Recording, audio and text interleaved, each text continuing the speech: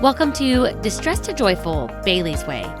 I'm your host, Bailey Raber, here to enlighten you and the rest of the world about one of the most misunderstood mental health disorders out there, bipolar disorder.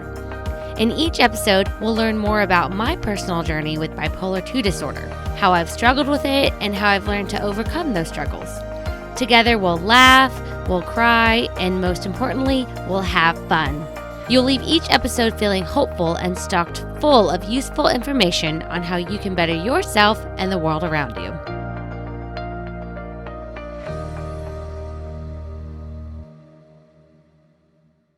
Hello, friends!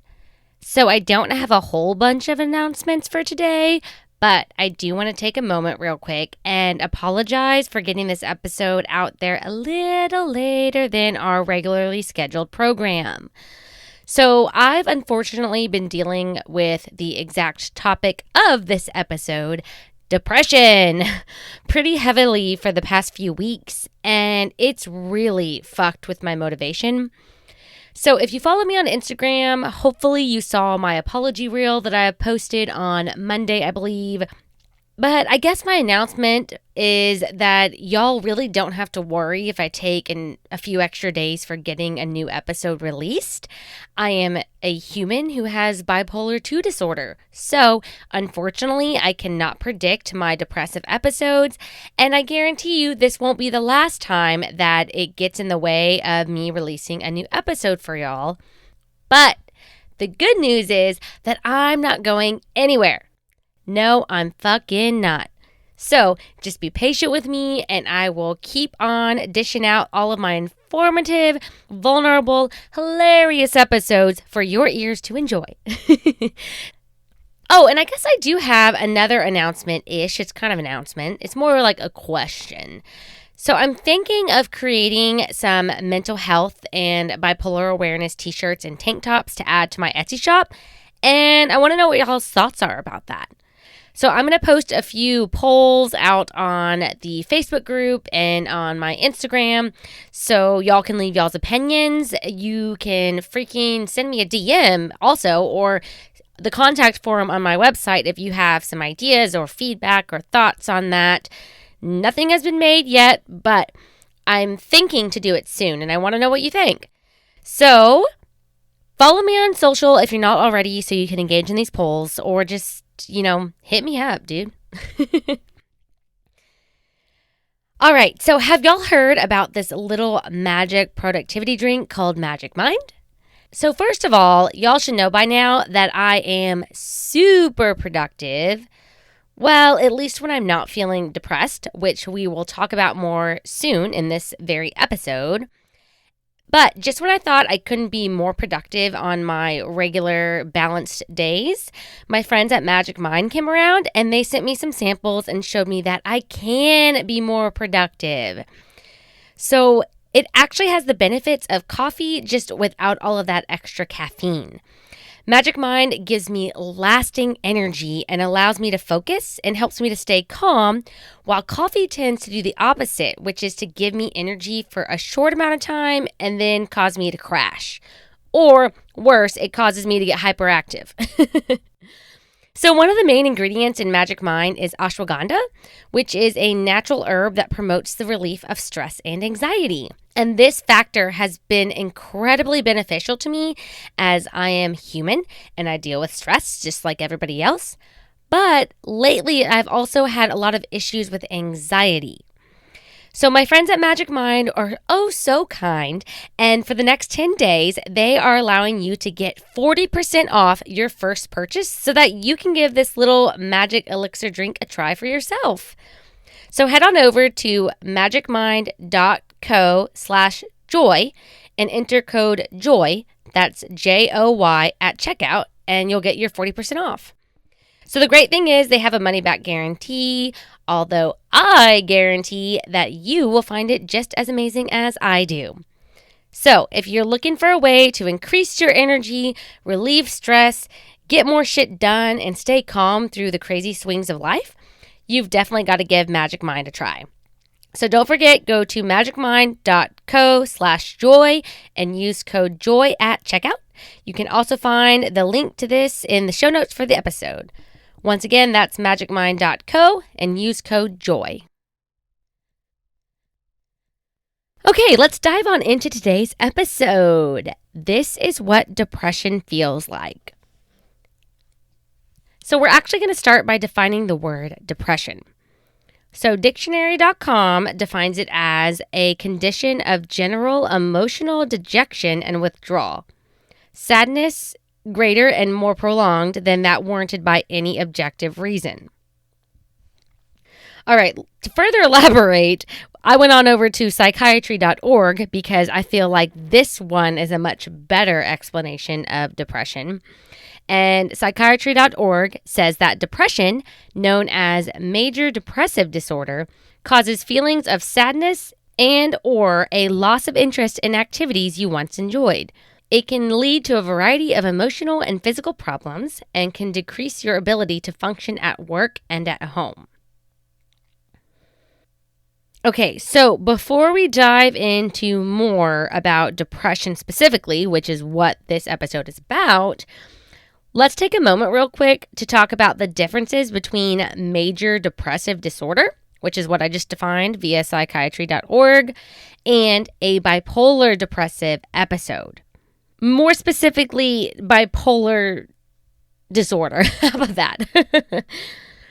Okay, so I found a beautiful article on verywellmind.com titled, "What is the difference between depression and bipolar disorder?" Obviously, you will find this in the show notes, so be sure to head over there to check it out and read more. The gist of it is, to meet the diagnostic criteria for major depression, you will need to experience some of these symptoms consistently. However, everyone experiences depression differently. Some may experience all of the symptoms, others may experience fewer symptoms. It is important to see a licensed medical professional, specifically a mental health professional, to appropriately evaluate symptoms of depression.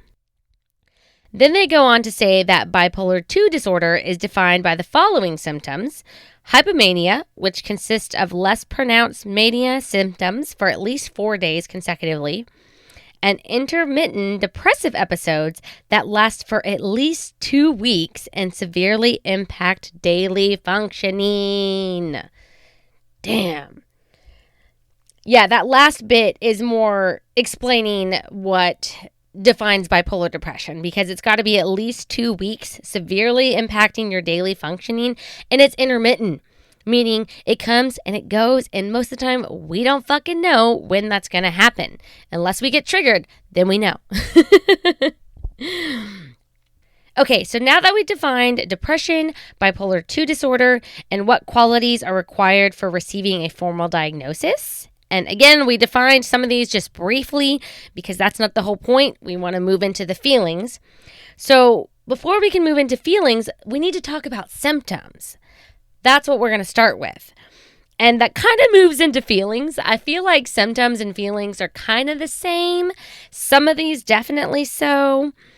But y'all just bear with me. Don't worry. We're going to have to get through all of the facts and the information here.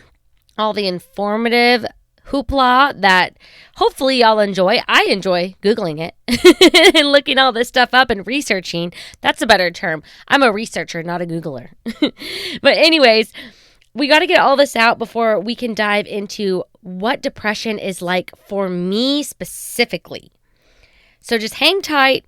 We're going to get through this. We're going to learn a thing or two together, and then we're going to dive into my own personal experiences with depression, which is probably what a lot of y'all are here for. All right, so symptoms of depression. Psychiatry.org lists the following symptoms in their article, "What is Depression?" which, again, you can find on the show notes.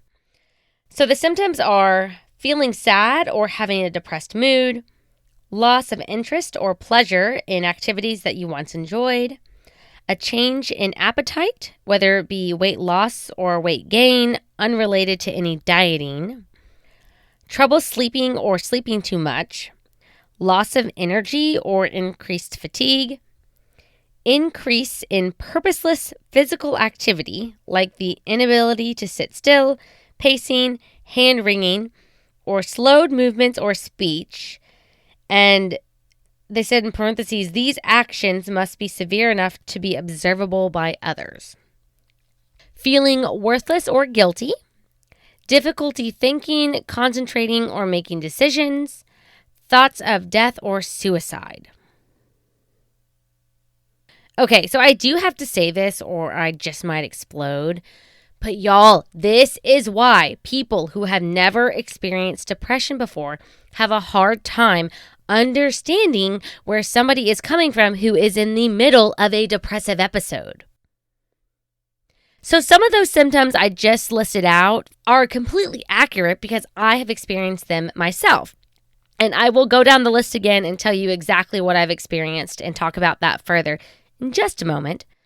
But the big issue that I see here is that psychiatry.org lists out 9 symptoms for depression. 9. That's less than 2 digits. That's a 1-digit number. 9. But y'all, there are so many more out there that they just completely left out. Plus, this is so fucking generalized. Like feeling worthless or guilty. That is generalized. And I know that everybody experiences it differently, but we've got to start being more specific and talking about what we are exactly feeling and verbalizing it. Like I'm about to right now, because how am I going to know that what I'm going through is something that other people experience too, and it's not just me, if it's not written out there or out there for someone to listen to on a podcast or something like that? Like, how am I supposed to know? Reading this list doesn't tell me anything. This is so generalized. I'm like, I don't even know if I'm even dealing with some of these. But here are the ones that I have experienced at some point in time or multiple times over the years of my bipolar 2 depressive episodes. So I've definitely felt sad and had depressed moods, loss of interest or pleasure in activities once enjoyed. Yes, again, very generalized. The changes in appetite. But for me, it was never specifically about weight gain or weight loss. It was more so either binge eating or having no appetite whatsoever. Most of the time, my depression brought on binge eating. That's why I gained a lot of weight in my early 20s.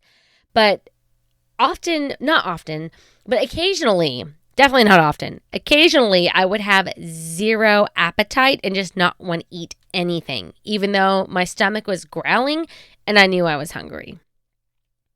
So trouble sleeping, definitely so, but also sleeping too much. I've definitely dealt with both of those. Usually the trouble sleeping is because I laid around and did nothing all day long. And so being high energy like I am, if I don't do anything all day, I can't go to sleep. Or sometimes it's the opposite and I had to do stuff and it took so much fucking energy to do whatever I had to do to get through the day that I'm so tired that all I want to do is sleep. So it's one side or the other. There's really no in between with my symptoms of depression. Feeling worthless or guilty, definitely dealt with that. Difficulty thinking, concentrating, or making decisions, 100% have felt that.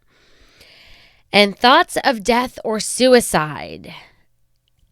Yes, I can say I have felt that at times in my life. And we're not going to dive into that today. In a future episode, I will dive a lot deeper into the thoughts of death or suicide. So just so you guys know, when that comes up, that might be a trigger warning episode, and I will make that announcement at the beginning. But we're going to move on, and we're going to talk more about the specifics of what I have personally experienced throughout my years of battling depression. And I'm going to try to be very detailed so as to try to paint a picture of what I'm feeling or what I'm doing or not doing when depression is around.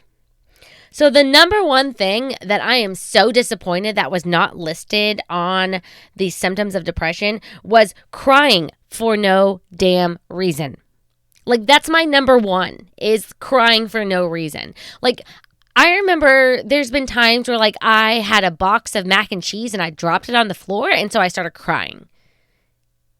Yeah, like just random little things like that set me off and I don't know why and I can't tell you why. And recently over the last couple weeks with the depression I've been dealing with, there would be waves of just sadness that would roll in and it would be so intense that I would cry because I didn't know how else to handle it. And so, like, damn, they really missed that one by not putting anything about crying. Like, come on, internet, do better. Jeez.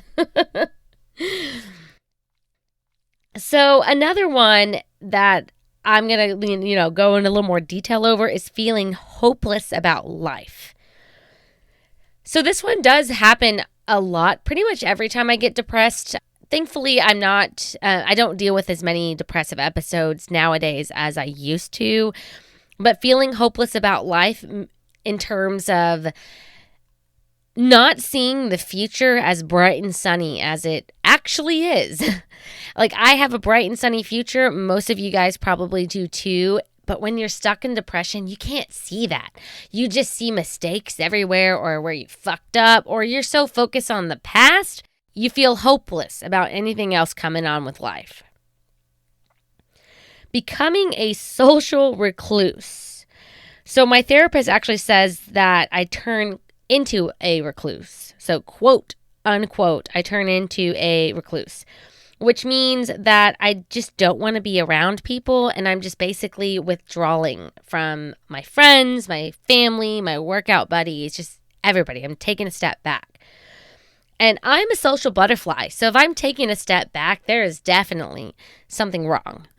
Like, let me just lay that out there. So any of y'all who are social butterflies who do the same damn thing and you recluse and you withdraw when you're dealing with depression, send this episode to your friends so maybe they can get a good picture and understand if you disappear for a while, it's because you're not okay.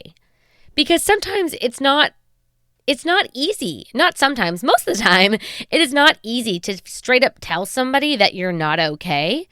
That's not an easy thing to do. And so instead, what I do is I withdraw so I don't have to tell anybody that I'm not okay.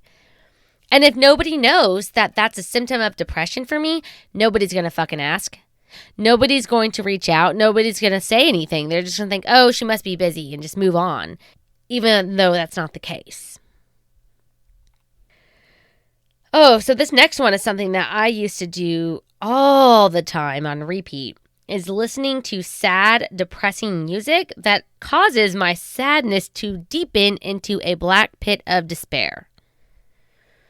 Oh, yes. I would put on some sad Blink-182 songs or A Day to Remember. I would find the saddest shit I could listen to. All Time Low had some sad stuff, just whatever. And I would listen to it and it would make me cry. And I would listen to it over and over and just keep crying. And it's like, it's a broken record. It never stops until I fall asleep. A feeling as if no one loves me or cares for me. That one definitely happens every time. And I don't know why, but it just does. It's definitely not true. But those feelings wash over me for some unexplained reason, except maybe depression's the explanation. And that's just how I feel. And I can't shake it until I shake the depression. Randomly remembering something mean that I did or said to somebody in the past and feeling a huge wave of guilt, often resulting in crying. See, y'all, there's a pattern of crying in this. Like, how did these people miss it earlier? Jeez. Laying around and watching TV all damn day. And just not having any motivation or energy to do anything else. That's a huge sign for me personally, guys, because again, like I've mentioned probably 1,000 times since this podcast has been released, I am super high energy. So if I don't have any energy and I haven't done anything to expend my energy, then depression is definitely knocking at my door and that's what's happening. So that's a sign for me. If any of y'all listening have friends who are high energy and they all of a sudden out of nowhere start having low energy, that could be a sign that you need to check in with your friends, guys. Oh, this next one. Eating food that I know is bad for me and will only worsen my shitty feelings about myself, but being unable to stop myself from doing so. So let me give you some real life examples. Going to Pizza Hut and ordering a large pepperoni pizza stuffed crust. Obviously, all of this was before I was vegetarian. So a couple years back, lots of years back actually. But I would go get a whole ass large pizza, stuffed crust, and I would eat that whole thing in one sitting. And I'd be crying while I'm sitting there eating it. And it's not making me feel any better. And I know I shouldn't eat a whole pizza in one sitting, but I'm so sad. I can't stop myself from the binge eating, but I know it's bad for me. So I feel bad for doing it, but I can't stop myself. Pizza was always a big one. I would sometimes go to like Chick-fil-A and order like a large fry. They used to have a 12 nugget box. I don't know if they still do that. Again, vegetarian. So I'd order the 12 nuggets and the large fry and a large lemonade with all that goddamn sugar. Eat all of that and then probably go to the convenience store or the gas station on the way home and get some candy bars and down that too. And I would do this constantly when I was upset. Ooh, or another one I used to always do, actually, now that I remember, I would go and I would buy pizza flavored goldfish and what are they called? Milano cookies. You know, the ones that come in a bag that look just like the goldfish bag, but it has cookies on it and in it. Yeah, so I would buy that. It was always the chocolate raspberry flavor. I would eat both of those bags, all of it, in one sitting with a Coke. I'd usually get a liter Coke, or I'd get 2 20-ounce Cokes, and I would just down all that in one sitting while binge watching some TV show. That is literally what depression would look like for me and feel like. Like, can you imagine sitting there? Just try to put yourself in this situation. You're really upset. You're really sad. So you go to the grocery store and you buy a bunch of junk food and you eat it all in one sitting.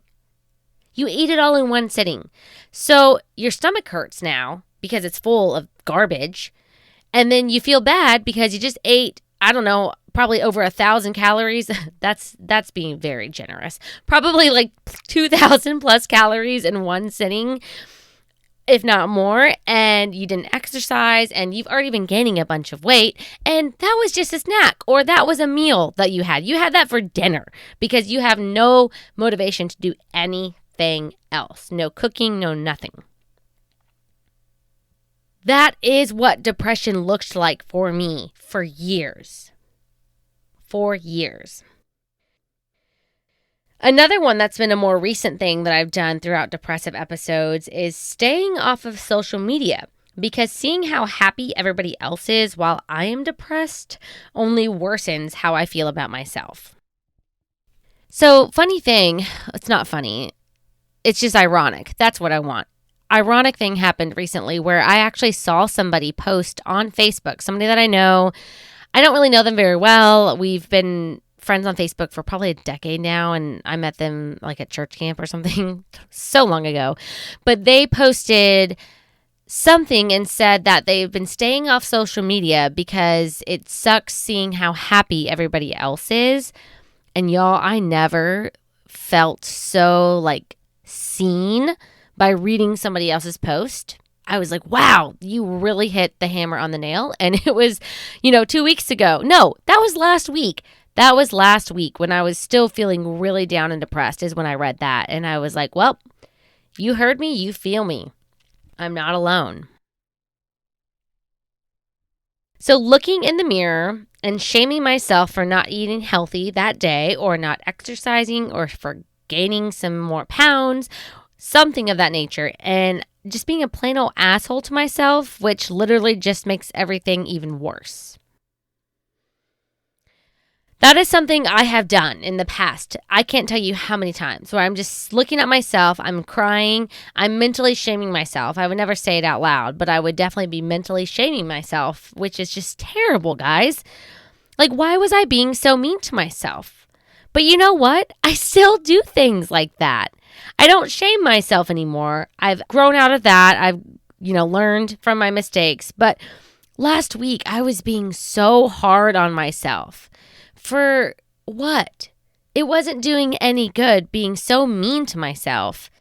But I did it, and I couldn't stop myself. And I even told Monish, I was like, I was kind of being mean to him too. And I was like, I'm sorry, I'm not being very nice. And I was like, but I just need you to know that however not nice I'm being to you, times that by 10, and that's how not nice I'm being to myself. And I can't stop it. It's like a broken record, and it sucks. But the good thing is this won't last forever. That is literally a conversation we had recently. Something else that I always do when I'm depressed is I ignore text or calls from family and friends because I just feel like I don't deserve their attention or their love, or because I don't have the energy to respond to them. It's usually more of that last one, but the first one does come in the mixture, and sometimes it's both. So in the past, I used to hop into my car and just drive aimlessly around town while listening to that depressing music that I mentioned earlier and crying. Sometimes I would do this while eating fast food, like all three at once. So, it looked different every single time. There were a lot of things that would occur. Like the crying was always the thing. I was always crying all the time when I was depressed, even recently. But even more so, though, in the past when depression was just consuming my life. So this is a big one, and this is kind of like an oxymoron, is feeling incredibly lonely, but simultaneously not wanting to be around people. Y'all, that has been a struggle throughout my years of depression, like a straight up struggle, because I definitely don't want to be around people, but then I feel lonely. So then I'm like, maybe I do want to be around people. And then I'm like, nope, I recluse back. And it's like a back and forth thing in the midst of depression, and it just sucks. So this one, I'm pretty sure, is a very common one, which is skipping showers or going to sleep with my makeup on because it takes too much energy to take care of my personal hygiene. Sometimes skipping brushing my teeth. Y'all, I know this is probably gross, and fuck it. This is what depression does to people.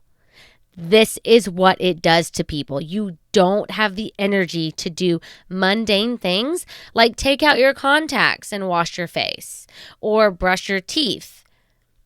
Little things like that are taken away from you through depression.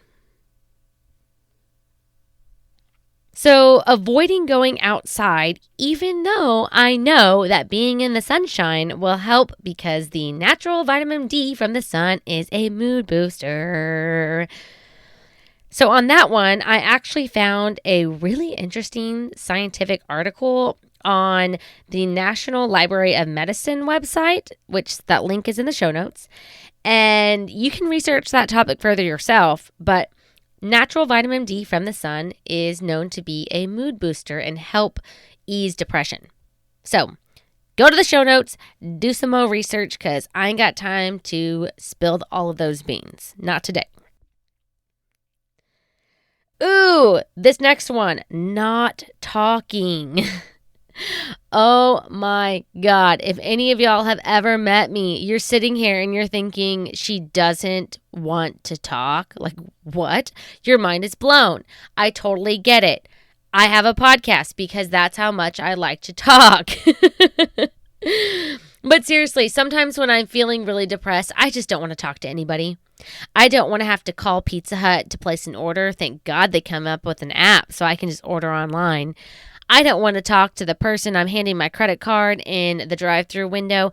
And I sure as hell don't want to talk to my neighbor who's trying to make small talk as I'm just trying to walk from my car to my apartment with tears streaming down my face.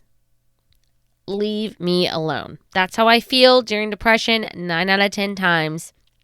That's what I want, is to be left alone. Though at the same time, goes back to being lonely and still wanting to be around people. It's this weird internal battle that I can't explain. But if you can explain, please let me know. Send me an article. Help me out. Help me explain further, because I don't get that. But if you do, I would love for you to tell me more.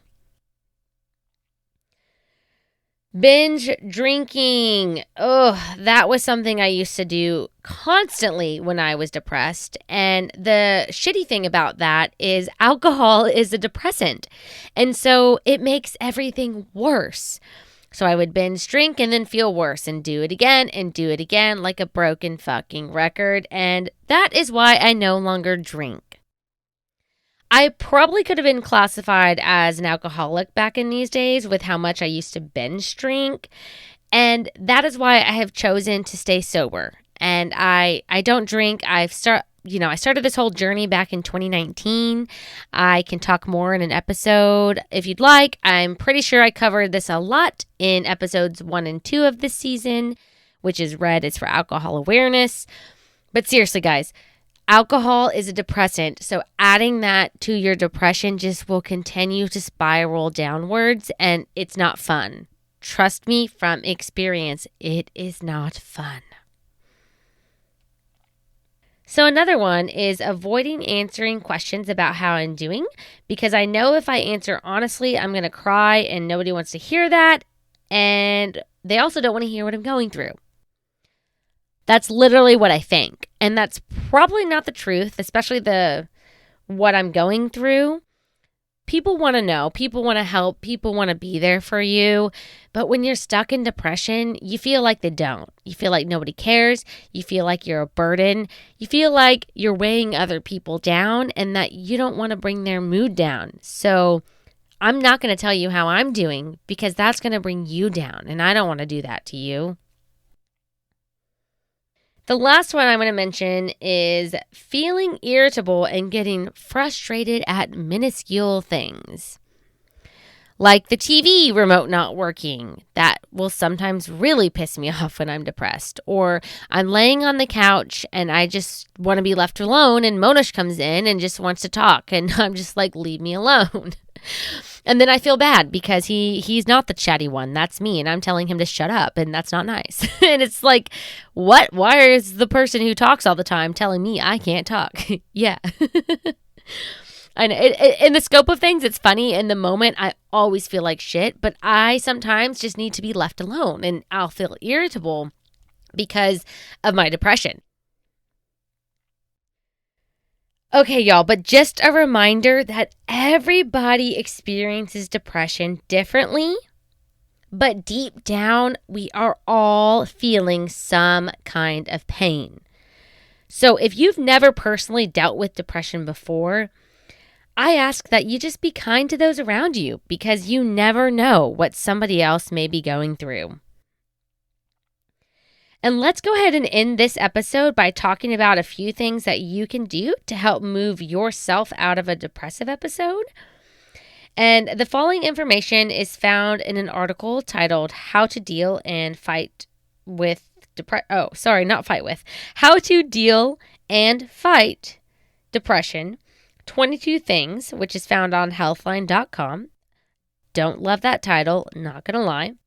Disclosure, I will not be reading all 22 things, but you can find the rest of them in the show notes. So I picked out the main ones that I agree with, that really resonate with me. And the first one being, take a walk around the block. Oh, that one is so good, because you get up, you move your body, you're outside, you're stimulating things, you're moving endorphins, which make you happy, and all that good stuff. Taking a walk around the block is always such a good thing to do when you're feeling depressed. The next one is do some form of exercise if you're able to get yourself to do so. So if you think you can do a little bit more than a walk, if you can do a run or go on a bike ride or go to your HIIT workout class, if you think you can get yourself to do it, fucking do it, man. It's going to help. It's going to help a lot. So try to push back this depression and instead do something that you love. Do something that's either pleasurable to you or meaningful. It could be playing an instrument, painting, a picture. I don't know why I said it like that. Sewing, crafting, etc. You can do something that's meaningful for you. You can make a craft for somebody else. Try to push back those negative feelings and do something that'll make you feel good. Ooh, listen to some positive music. Positive. And they go on to say that research shows that music can be a great way to boost your mood and improve symptoms of depression. It may also help you strengthen your reception of positive emotions. I like that. Again, you can find more about that in the show notes. They also say that spending time in nature is good. I firmly agree. My therapist agrees. There's a lot of studies about that too. Look it up if you want to know more. Ooh, I love this one. Journaling on your thoughts and your feelings. That one is super great too to help pull you out of depression. It also allows you to be able to look back on it when you're no longer depressed and see if there's any patterns in your ways of thinking and your feeling so that you can try to find solutions to where you don't go back into those patterns. And lastly, give yourself the grace to accept that while some days will be difficult, some days will also be less difficult. So try to look forward to tomorrow's fresh start and remember that these negative feelings will not last forever.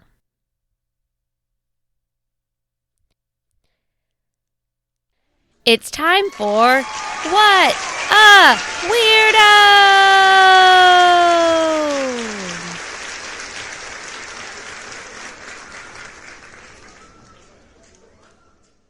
Okay, y'all. So this segment is here as a way for us to normalize weird habits that we all have but don't necessarily talk about, and to create some wholesome laughter at the end of each episode as we sometimes discuss very difficult topics like we did today.